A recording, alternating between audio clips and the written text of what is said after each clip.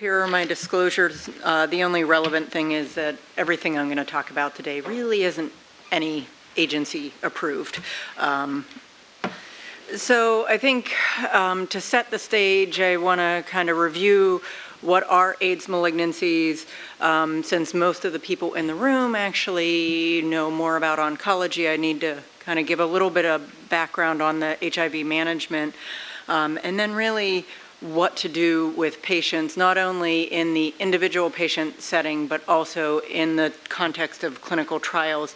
And I'll go over a lot of the work that I've done with the AIDS Malignancy Consortium and the current guidance documents that that have stemmed from this work. And so I think most of us that are old enough to remember when HIV really came onto the scene, a lot of it came out of it was there were AIDS-defining cancers. So Kaposi sarcoma, Hodgkin's lymphoma, and cervical.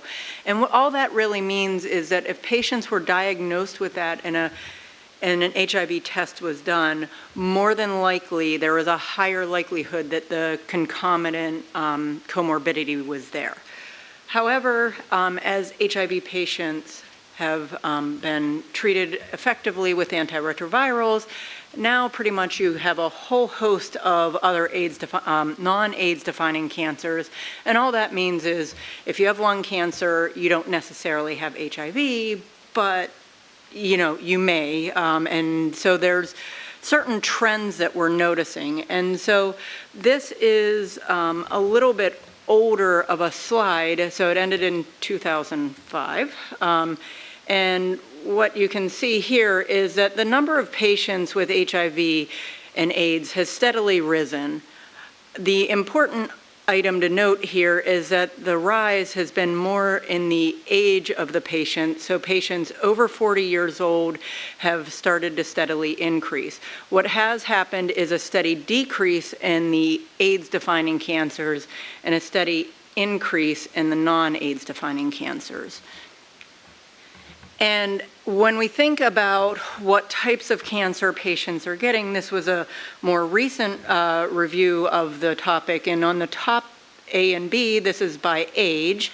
And I know it's a little bit hard to see, but cervical cancer, KS, and non-Hodgkin's lymphoma really make up the bulk of the AIDS-defining cancers. And what you can kind of see is that there are, by age, the AIDS-defining cancers decrease. So as patients live longer, they're getting a normal cancer that they possibly would have gotten and not necessarily the cancer that is AIDS-defining.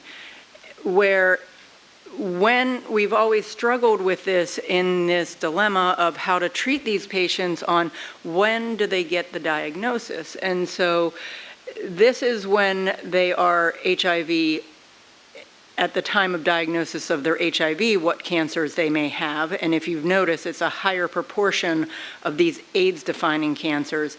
But once patients are on antiretroviral therapy, it takes a little bit longer time for the propensity and the higher incidence of cancers to occur. And so 5 years later, you see that these AIDS-defining cancers make up a small percentage of the cancer cases, and that it's really non-AIDS defining cancers that pop up. And so as we step back and think about, well, what are the goals of HIV therapy? And this, the DHHS guidelines have come out annually and they're updated all the time. And when I started working on this years ago, the goals were slightly different, and the magnitude of what to do were slightly different. But currently, it's really to not only suppress the HIV, it's to preserve and improve immune function, prevent transmission, decrease morbidity or mortality, all while improving the quality and duration of survival.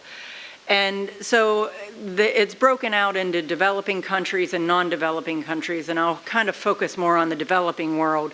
And I think it's important that when I started out, there wasn't necessarily that as soon as an HIV diagnosis was made, you need to start antiretrovirals right away. It was based on a CD4 count being a certain number. Now, as the evidence is really coming out, antiretrovirals prolong life and do a lot of the treatment goals. Realistically, now it's recommended that as soon as the diagnosis is made, patients go on antiretroviral therapy. And this is really heightened in an urgency in the cases of other comorbidities that may increase morbidity and mortality, as listed there. And, when we think about what antiretrovirals are used, I'll show you on the next slide, it needs to be individualized, because not only are you dealing with the strain of HIV that the patient is infected with, but you're also dealing with other comorbidities. And the whole goal is to ensure that you can give a tolerable regimen to a patient, because they need to be committed to this therapy for life to decrease resistance. And so this is a consolidated attempt at trying to break down the drug-drug interaction potential. I actually have on up-to-date every HIV drug and every anti-cancer drug listed with their common route of elimination, the effect on drug transporters and cytochrome P450s, and the likelihood of an interaction not only as a perpetrator but as a victim. And so when most people think of antiretrovirals, they think of a drug-drug interaction waiting to happen. And why we think of this is really the older drugs. So the HIV protease inhibitors, and the poster child of that was ritonavir. And ritonavir is a strong, potent CYP3A4 inhibitor that really has, because of its potency, it increases the bioavailability. And so a lot of regimens and HIV regimens are used with the boosted ritonavir, which more or less means you're almost guaranteed to have a cytochrome P450-3A4 inhibition effect. And, for the non-nucleosides, which is one of the backbones of therapy, efavirenz can be one of the more common ones used in the United States, and that's a strong CYP3A4 inducer. And so you have the opposite effect. And, but the one thing that's been interesting in the HIV world is, as newer agents are being developed, these last three categories, really they are moving away from drug-drug interactions, and it has been very nice, because what has been happening and what the DHHS guidelines have really shifted from over the course of the last 10 years is moving to these non-interacting regimens. And so they're, giving patients less of a challenge for, concomitant medications. And so I think when we think of what are the general considerations of what to do with patients living with HIV who happen to have cancer, I think we've struggled with this question, and different people have come to us. And I think the important thing is we have to understand the treatment goal for the stage of cancer. So if you have a curative malignancy, you're going to handle that patient differently than somebody that comes to you that is a little bit further along in treatment, or further along in their cancer stage. I think obviously, how far advanced is the HIV infection? Are there other complications within that and other opportunistic infections that you really need to get the HIV under control? Again, when does that diagnosis occur? And as I showed you before, more recently it's been a little bit more clear that it either is given, you find out when you're HIV diagnosed that you have a cancer because of the cancer, or it's further out 5 years. So there is that, are they going to be on antiretrovirals or not, depending on when the diagnosis is, and so what can you tweak? And I think a lot of the complications are with HIV patients, there is lymphadenopathy, and so it does complicate some of the cancer staging. And there's a lot of perceptions about patients and their perceived comorbidities, perceived to be poor surgical candidates. And obviously why I got involved a lot was the antiretroviral therapy combinations and the drug-drug interactions. And so yet again, another wheel of drug interaction slide that everybody kind of likes. And I think the important thing to take apart here with HIV patients is that we're looking at not only PK interactions, but potential side effects and what does the HIV itself potentially do to the patient. And so I think one of the toxicity-related concerns that when I got involved, we had to sit here and think back and decide when we're designing protocols what HIV regimens can interact with cancer drugs. And so neutropenia can actually occur with zidovudine and ritonavir boosted antiretrovirals, so you'd be concerned when combining with cytotoxics. Neuropathy, the two HIV meds that I have listed aren't really have fallen out of favor in the developing world, but there are cancer drugs that we've discussed here that obviously cause neuropathy too, so combining those may not be the best option. And QTC prolongation, a lot of the protease inhibitors can cause that with HIV meds, but with cancer, a lot of the TKIs have QTC prolongation, so we do not recommend concomitant administration. And with hepatic function, there are some AIDS drugs, and I didn't list them because this gets very complicated, but I have them in review articles. Unconjugated hyperbilirubinemia can occur with some of the HIV meds. And so when you see that blip, some of the cancer drug patients or the oncologists that I know that know those antiretrovirals can cause it are less inclined to alter their cancer drug that has hepatic function adjustments with bilirubin. And so I'm going to start out with what really is the heart of this problem, and what we need to think about with that wheel of drug-drug interaction is that every drug within a class has its own unique profile. And so a lot of work has been done with docetaxel, where early on patients, and these are a lot of case reports, where patients were given docetaxel for Kaposi sarcoma or other cancers, and they were on ritonavir-boosted regimens. They were given doses of docetaxel of anywhere from 25 milligram per meter squared up to 100. And the toxicity observed was all febrile neutropenia. And realistically, what ended up happening is most patients were lucky to recover. We had one patient at Hopkins who was not lucky to recover.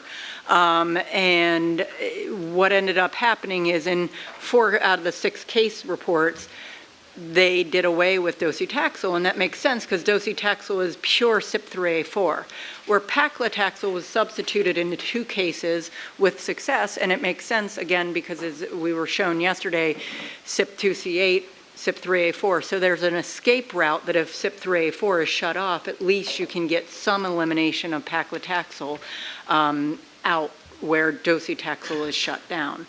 And this was discussed again within the AIDS Malignancy Consortium of what can we do a docetaxel, because lung cancer is one of the higher prevalences in the United States, is popping up with HIV. And so we went in and did a mouse study and really showed that the magnitude fold increase with ritonavir was much higher than even ketoconazole. So, that along with these case reports basically said we shouldn't do a clinical trial with this. So I think realistically we have to think of special populations, what you see in the package insert, but perhaps maybe cancer patients with HIV will someday get into package inserts. I can dream big, but realistically you can more or less look in the drug-drug interaction section. And what we're worried most about here is what is the effect on shortening this therapeutic window, and where can we go from there? And so as we think about the drug development paradigm, obviously, we've seen that sometimes the phase 2s are being cut out now, but, we do phase 1 studies and move along the path. And so if you have an interesting drug that could be used, when do you necessarily add in special populations? And what we've found with the AIDS malignancy group is that we're not getting drugs until they're approved. And perhaps it may be somewhat of a bias of the companies of not wanting to have any drug-drug interactions or any complications with this special population until the drug is approved and we can get better tolerability. And so obviously I think everybody knows the typical clinical trial population is that, overall good performance status, excluding comorbidities and excluding potentially interacting drugs. And those last 2 points are really why most HIV patients aren't on clinical trials. And I think as I got involved with this, we had to consider the objective of the trial when we were designing these AIDS malignancy trials. And a lot of what I'm doing is we're designing more proof of concept. Can we give this drug? We give it in the non-interacting regimen, and then if it's successful in that proof of concept, we'll move on to therapeutic intent and open it up and figure out how to dose. Because we don't want to spend a lot of time with a lot of patients trying to hone in on a dose if we can't know that it's going to be effective.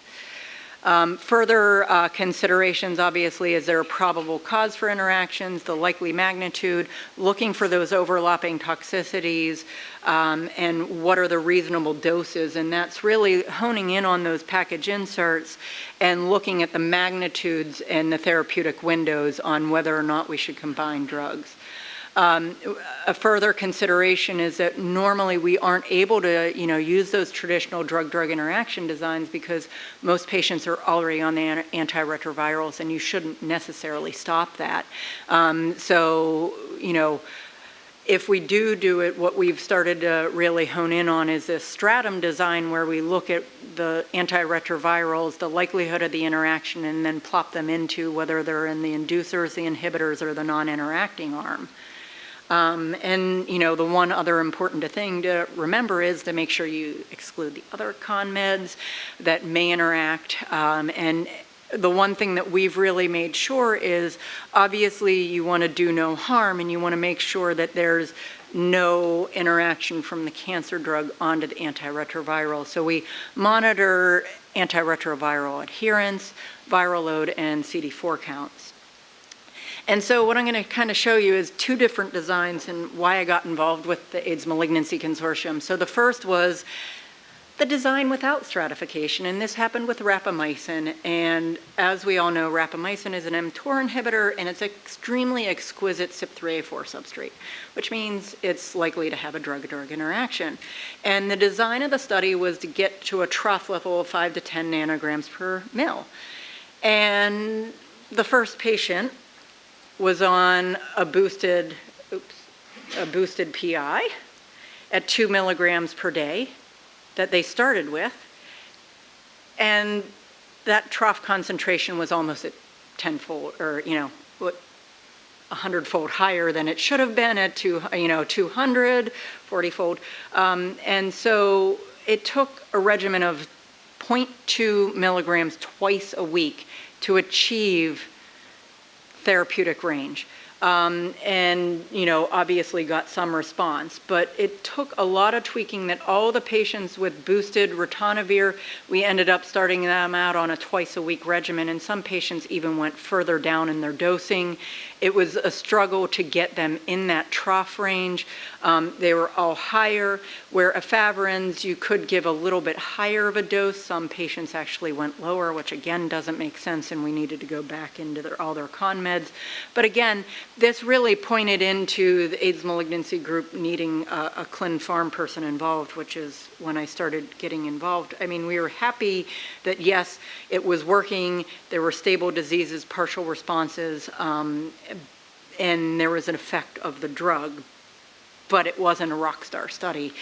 So that's when we really came up with the stratification design for sunitinib. I won't belabor sunitinib because it's been discussed before, but again, it is one of those drugs that we looked at, and at the time we designed this study, sunitinib had the promise of being a more well-rounded TKI that would potentially work in a lot of tumor types. So we were thinking of it as a little bit more useful to get an idea of what to do with non-AIDS defining cancers. The primary objective of the study we struggled with, and the oncologist that came to me was, we need a PK study. No, we don't need a PK study. We went back and forth. The end goal was to really get a safe dose. PK could back that up, but we wanted the safe dose. And so we did the stratum design, and because this was our first one, we didn't want to increase and you really break out that inducer arm and increase the dose where you could potentially do it. So we really broke it out into the non-interacting regimen and the interacting regimen. We eventually would try to get up to that 50 milligram dose that was the standard dose, but we were not able to. And we weren't able to because we started to see a lot of neutropenia in the ritonavir arm, not reaching DLT level, but definitely more neutropenia than what was suspected. In our data safety monitoring board refused to let us go up because a lot of the PK also showed, this is complex, but antiretrovirals did alter sunitinib metabolite, not the parent drug, and the patients that had the neutropenia had the highest exposure at, oops, I keep messing this up, at, steady state. And we were really able to kind of show it gets complex, but they weren't as high as the non-interacting arm, but it definitely did pop out. And so what we were able to conclude here is non-ritonavir-based antiretrovirals really could tolerate standard dose, but those on ritonavir could tolerate that lower dose, and that's actually the dose that's in the package insert for strong CYP3A4 inhibitors. So it was nice to kind of confirm that in this patient population. And what we've done since then is really, a couple years ago, I was broached to sit on the ASCO Friends of Cancer Research HIV working group for the modernization of eligibility criteria. And a lot of what the NCI has done is really tweaked in and said, HIV patients shouldn't be excluded. A healthy HIV patient on an antiretroviral regimen is no different than somebody on cholesterol-lowering med or something like that. But what was really shocking to us is the FDA person on our panel went back and looked at all the new drug applications in a 5-year period, and you can see here that over 80% of HIV patients were specifically excluded in those cancer trials. And the other ones were likely excluded because of the comorbidities, and only a small sliver of that piece was really, we're not sure, it wasn't clear, so they may not have been excluded, but they probably didn't go on. But that's not the case with NCI-supported trials over the same thing, and so same time frame. So there's basically 7 trials that have been open to HIV-positive patients. Most of these have been those basket match trials. But in the AIDS malignancy and a couple of other cooperative groups, they are having HIV-specific trials, and we're really showing that we are able to combine with immunotherapy, with with targeted agents, and really moving on and not having problem. And we definitely went back and looked at all the eligibility criteria. I know it's extremely small, but we went back to try to hone in on what we wanted to do. And the principles here are, we need to define a patient population that's sufficiently healthy to go on a clinical trial that can tolerate drug. And we should select patients that have a probability of a longer term survival and that the later phase of the trial, the more information is known, and that we may be able to broaden the eligibility criteria. And I think the one thing that we came up with, and it seemed to really hone in on the CD4 counts, were that some chemo drugs can alter CD4 counts, but nobody cares about them in non-HIV patients. So why should we care about them in the HIV patient? And so really, there shouldn't be more stringent criteria for the HIV infected versus uninfected. And so the recommendations that we came up with, it was a CD4 count greater than 350. And realistically, if you have a good oncologist working in AIDS malignancy, you may be able to lower that eligibility based on that regimen. No active history of AIDS-defining opportunistic infections. And you can exclude, you should exclude patients that have had opportunistic infections, but there should be caveats. So if they've had an opportunistic infection more than a year ago, does that really affect the patient in front of you right now? No. Again, what's the curative potential, and can you limit the uncontrolled opportunistic infections? And really, what most of these patients will need to be on prophylactic antimicrobials, and so really making sure there's no drug-drug interaction concern. And I think when we think about the HIV regimen, I think our thing is making sure that you're being consistent with what's in the DHHS guidelines. It's really morphed over the years. You don't necessarily have to be on the modern regimen, but you need to be on a regimen that is still approved for antiretroviral therapy. And definitely specific timing really depends on the study goals and what you're going after. So if you're going after curative intent or not, you may want to hold off on the initiation. And other exclusions really are based on drug-drug interactions and overlapping toxicities. It's really, the exceptions can be, you can have treatment interruptions and deferred initiation for the curable malignancies if full dose oncology therapy is needed. You can have interruptions for toxicity management or to meet the scientific objectives. And more recently, so that's for patients that can go on clinical trials, great, but what do you do with the patient that is eligible for the clinical trials? So more recently, the NCCN came out with practice guidelines of people living with HIV. I sat on this panel, and really our recommendations are virtually identical, and it's patients should be offered the same therapy as HIV negative individuals, and modified, tweaked, basically, it shouldn't be based just because they have an HIV status, they shouldn't get therapy. I think it needs to be co-managed between an oncologist and an HIV specialist that really, or make sure that the pharmacists are involved to really hone in on the drug interactions. So I think what I hopefully have shown is that HIV patients shouldn't be excluded from cancer therapy, whether in the context of a clinical trial or standard of care. Obviously in the past, it was HIV, AIDS-defining cancers, and antiretrovirals really started to tweak and really not necessarily have to worry about what chemo was, but now really it's that intersection of non-AIDS defining and AIDS defining that really how to give the best dose. And, where are we moving?